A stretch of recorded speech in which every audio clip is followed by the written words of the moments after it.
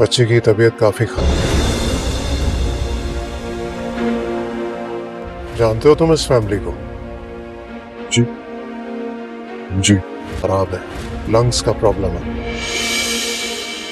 कभी कभी इंसान से मासूमियत में गलती हो जाती है, लेकिन इसका ये मतलब नहीं होता कि इंसान बुरा।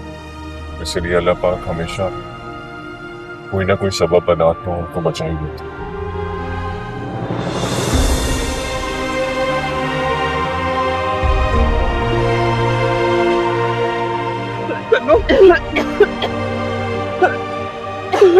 सांस नहीं आ रहा पापा, मुझे सांस नहीं आ रहा। गाड़ी रोको। गाड़ी रोको भैया, गाड़ी रोको। गाड़ी रोको। सच कहते हैं बड़े बूढ़ों की निगाह कमाल होती है। मुझे आज समझ आया कि नाना ने जी। वेल सेटल्ड लड़कों का प्रपोजल रिजेक्ट करके तुम्हारा प्रपोजल क्यों मेरे सामने रखा।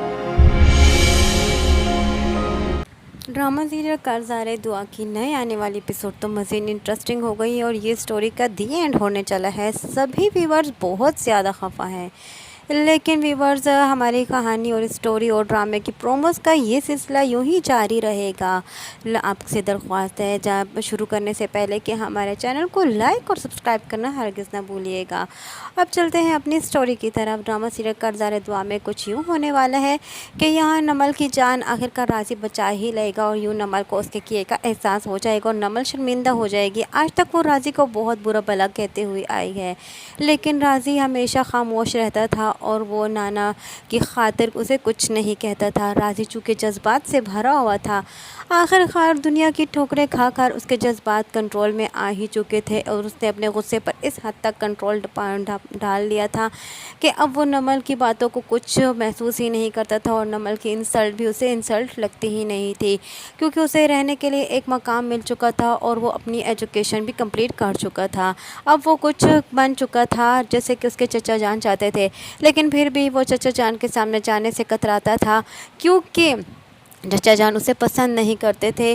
सिर्फ इसी वजह से वो चाहते थे कि वो एक बड़ा इंसान बन जाए। आज वो कुछ बन तो गया है, किसी काबिल तो हो गया, लेकिन फिर भी वो चचा जान के सामने नहीं जाना चाहता। लेकिन यहाँ वो कभी भी नहीं भूल पाया तन्नो को, तन्नो भी नहीं भूल पाई आज तक उसे। वो साथ साथ अपने दोस्त के राब्ते में भी रहा। अपने दोस्त से तन्नो के बारे में उसने पूछा तो तन्नो के हालात ख़राब थे, तन्नो की तबीयत काफ़ी ज़्यादा बिगड़ी हुई है। खैर वहाँ पर भी उसने कोई इतना ख़ास नोटिस तो नहीं लिया, लेकिन यहाँ अपनी ड्यूटी भी निभाता रहा और नमल को एहसास हो गया कि उसने जो कुछ किया आज तक राज़ी के साथ बहुत गलत किया। नमल जो है वो अपने किए की माफ़ी मांग लेती है और उसे कहती है मुझे एहसास हो चुका है और आज तक मुझे नाना मियाँ जो समझाते थे वो मैं अब समझ पाई कि वो क्यों मुझे रातों से देर तक घर से बाहर निकलने से रोकते थे। अब मैं समझ चुकी हूँ। यहाँ राज़ी उसे कहता है कि तुम्हें शर्मिंदा होने की कोई ज़रूरत नहीं, इंसान से गलती हो ही जाती है। यहाँ दूसरी जानिब डॉक्टर साहब को राज़ी जो है वो अपने साथ ले जा रहा होता है कि गाड़ी में बैठते हुए वो हॉस्पिटल से निकलते हुए देख लेता है तन्नो को और तन्नो काफ़ी ज़्यादा बीमार नज़र आती है। वहीं पर डॉक्टर साहब समझ जाते हैं कि राज़ी उसे पहचानता है। उन्हें कह ही देते हैं डॉक्टर साहब कि इस लड़की की तबीयत बहुत ज़्यादा ख़राब है, वो ठीक नहीं है, उसको लंग्स का प्रॉब्लम हो चुका है।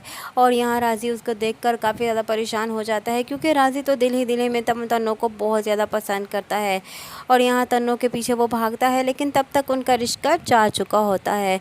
यहाँ दूसरी जानिब जब वापस तन्नो को जब मज़ीद बीमार देखता है तो वो बेचैन सा हो जाता है। यहाँ दूसरी जानिब नमल ये कह ही देती है कि नाना क्यों चाहते थे कि मैं तुम्हारे साथ शादी करूँ, इतने बड़े बड़े प्रपोजल्स उन्होंने ठुकरा दिए, लेकिन तुम्हारा प्रपोज़ल उन्होंने मेरे आगे रखा तब तो मैं समझ ना पाई, लेकिन अब मैं समझ चुकी हूँ कि तुम्हारा रिश्ता मेरे लिए क्यों नाना ने पसंद किया।